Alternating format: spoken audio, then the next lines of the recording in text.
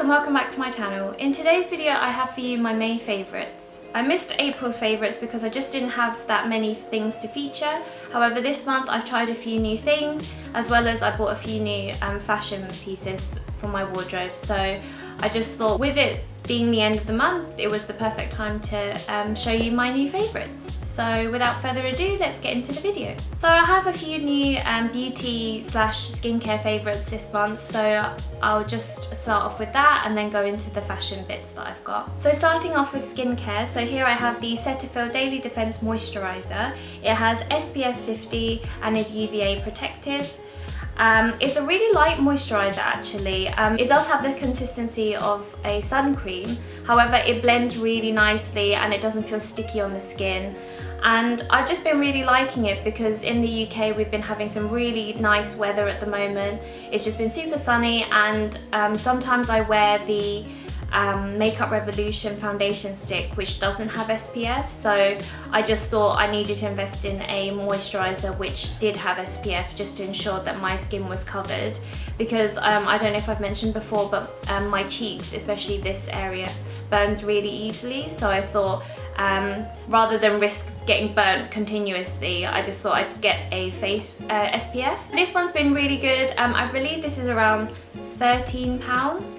I bought this from Superdrug, and it's just been a really great lightweight moisturiser. And I actually have quite, I've got a dry combination skin with sort of dry areas on my cheeks and on my chin.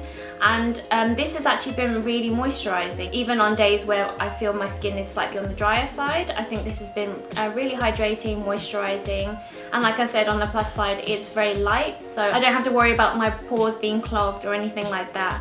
And yeah, I've just been really enjoying it, so I highly recommend it if you are looking for a new SPF moisturiser. The next product that I have is the Dr. Jart Ceramidin Cream.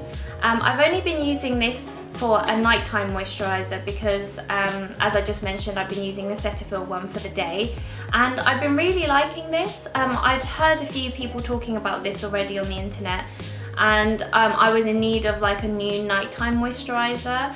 In the winter I was previously using the Neal's Yard Beauty Balm, but I just kind of felt like as we were transitioning into spring, summer, the consistency just didn't feel right for my skin. So I needed something that was a bit more sort of back on the creamier side, as well as being hydrating, and I just decided to give this one a go, and I really like it.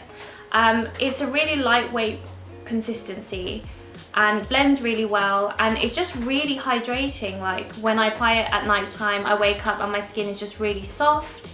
It hasn't broke me out or anything, and I really love the fact that it's got one of these like tube twisty things, I don't know what you call them, but it helps you to ensure that you don't waste any of the product basically, because with these kind of tubes it's kind of like a tinny kind of, I don't know what you call it, kind of tube. So it's really easy to, if you bend it out of shape, like you could lose out on some like precious product. So yeah, I really like that it comes with this, and it's just really worked well for my skin throughout May. And it's slightly on the pricier side. I think this was around £35. So I haven't been exactly using it sparingly, but I just, obviously like I said, I'm just using it as a nighttime moisturiser, and I think it's done well so far. I've used it for about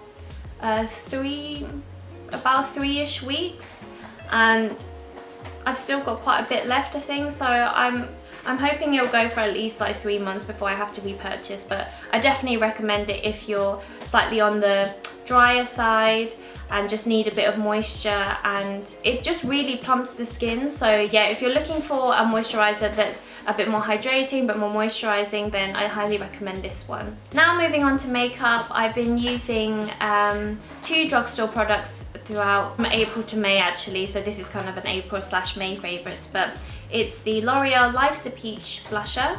And I really like this because it's a really nice peachy shade. I've actually got it on my face today, and I just think it gives a really youthful glow. And with it being spring, summer now, I just thought it's nice to kind of take a sort of a lighter approach to blusher. So I normally use my Burberry Peach blush, but yeah, this just gives a nice summery look about it. So I've been really enjoying using this one. It's very pigmented actually, so I think I may have even over applied, but yeah, it's really pigmented. I think it was around £8, which for a drugstore is about right for the price, and you really don't have to use a lot. I think I was a bit heavy-handed with my application today, but a little bit goes a long way. And also I like the fact that it smells like peach, so it has a really faint peach scent to it, which is quite nice.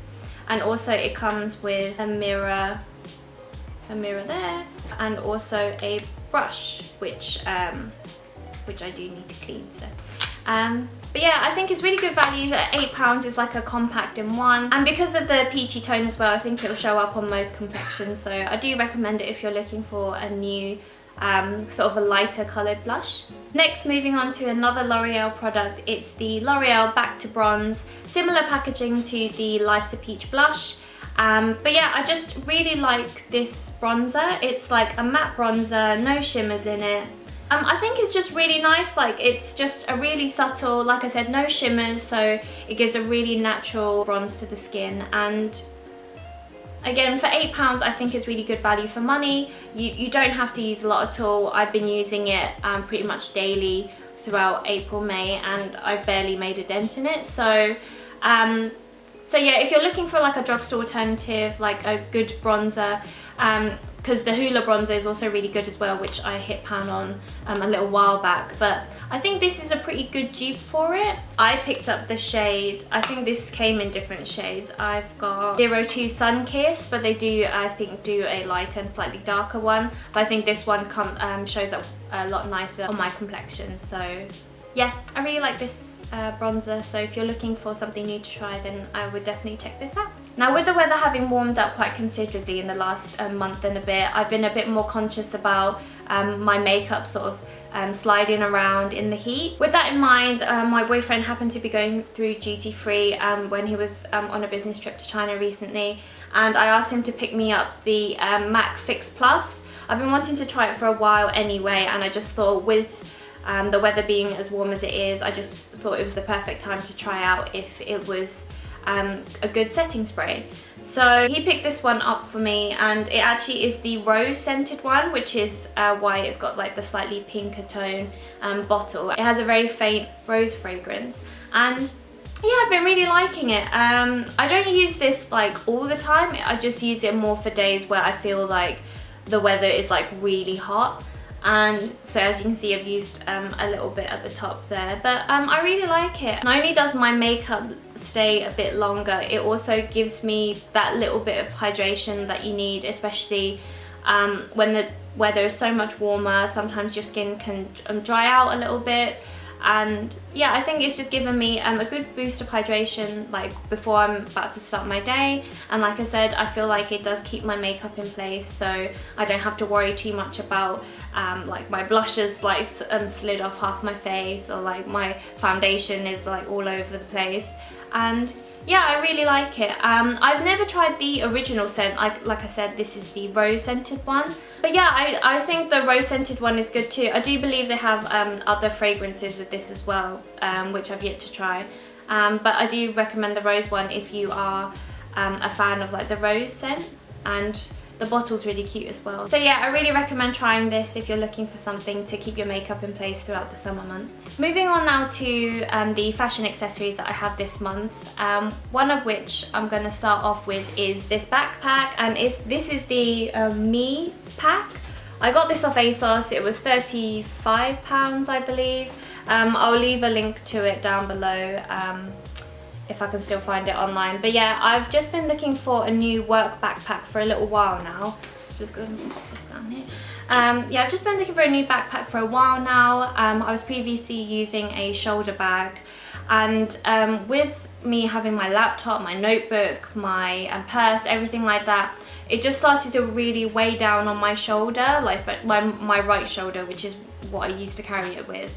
And it was just becoming really painful. Like, there would be moments where I couldn't really even lift my arm because it just hurt so much on the shoulder. So I decided to look for a backpack. I looked at loads of different brands actually, but none of them really had what I was looking for.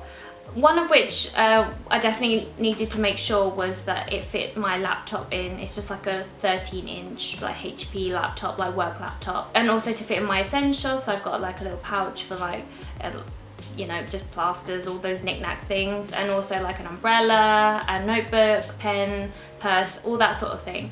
And I looked all over. I tried Urban Outfitters, that Sandkvist brand, that Swedish brand. I can't remember, I don't know how to pronounce the name. But yeah, I just tried loads of different brands, but none of them really fit the bill apart from this Me Pack one.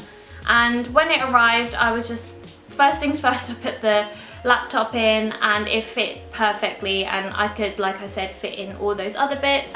One of the other things I like about this as well is that it has a top handle.